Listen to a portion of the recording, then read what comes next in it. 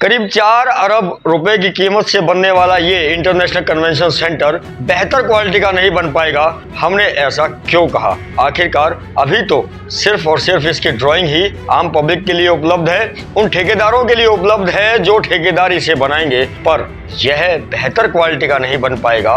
हम ऐसा क्यों कह रहे हैं? उसके लिए हमारे पास कुछ तथ्य हैं और उन तथ्यों के आधार पर हरियाणा शहरी विकास प्राधिकरण यानी कि HSVP के चीफ एडमिनिस्ट्रेटर को लीगल नोटिस भी भेज दिया गया है।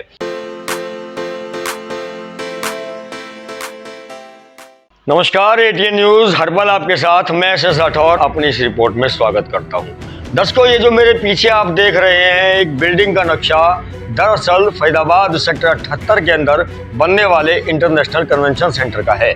आज इससे संबंधित विस्तृत रिपोर्ट दिखाएंगे कि हमें आखिरकार क्यों आशंका है कि ये इंटरनेशनल कन्वेंशन सेंटर जो कि करीब करीब 4 अरब रुपयों की लागत से बनने वाला है, यह बेहतर क्वालिटी का नहीं बन पाएगा।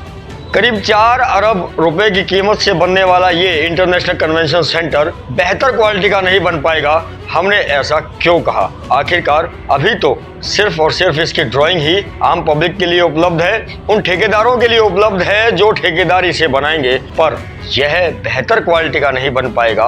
हम ऐसा क्यों कह रहे हैं? उसके लिए हमारे पास कुछ तथ्य हैं और उन तथ्यों के आधार पर हरियाणा शहरी विकास प्राधिकरण यानी कि HSVP के चीफ एडमिनिस्ट्रेटर को लीगल नोटिस भी भेज दिया गया है। दर्शकों, बता दें आपको कि यह एक सिविल प्रकार का कार्य है जो कि एक सिविल इंजीनियर प्राप्त डिग्री व्यक्ति ही इसका प्रोजेक्ट हेड बन सकता है। जो भी सरकारी अधिकारी होगा, जिसे भी इसका हेड बनाया जाएगा, वो कम से कम सिविल इंजीनियरिंग किया हुआ होना चाहिए और उसका जो कैडर है वो सिविल इंजीनियरिंग का होना चाहिए। पर यहाँ तो कुछ और ही हो रहा है। अगर हम बात करें चीफ एडमिनिस्ट्रेटर हरियाणा HSVP के, तो उन्होंने हाल ही में एक ऐसे व्यक्ति को इस प्रोजेक्ट को हैंडल करने के लिए पोस्ट किया है जो कि सिविल का नहीं बल्कि इलेक्ट्रिकल फील्ड का जानकार है। दर्शकों, हम बात कर रहे हैं अश्वनी गौड़ की। अश्वनी गौड़ को निर्धारित किया गया सरकार के अधिकारी जो कि HSVP के चीफ एडमिनिस्ट्रेटर हैं, उन्होंने इस बात को लेकर कि वो इस प्रोजेक्ट की देखरेख करेंगे,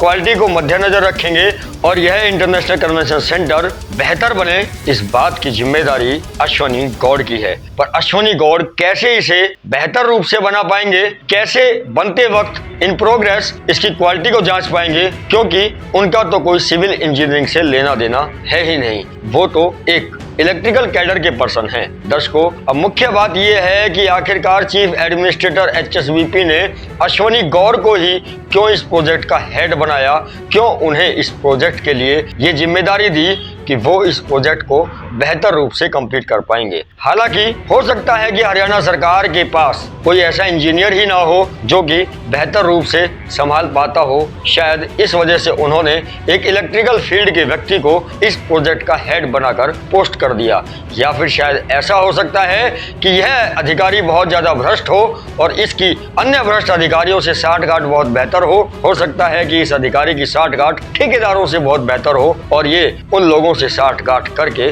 खुद भी कमाए और औरों को भी कमवाए, ऐसी हमें आशंका लगती है। जिसके चलते legal notice chief administrator Haryana HSVP को भेज दिया गया है और उसके अंदर साफ तौर पर सारे तथ्यों को लिखा गया है और मुख्यमंत्री हरियाणा को भी शिकायत कर दी गई है कि इस व्यक्ति को यहाँ से पोस्ट किया जाए, कहीं और भेजा जाए और उस व्यक्ति के ऊपर कार्यवाही की जाए जिस व्यक्ति ने इन्हें सिविल कार्य करने के लिए यहाँ पर पोस्ट किया, और वो है चीफ एडमिनिस्ट्रेटर HSVP यानी कि हरियाणा शहरी विकास प्राधिकरण। ऐसी ही कुछ खास अपडेट जो कि भ्रष्टाचार की बू से लिप्त हैं, भ्रष्टाचार से लिप्त हैं, हम आपके सामने प्रस्तुत करते रहेंगे।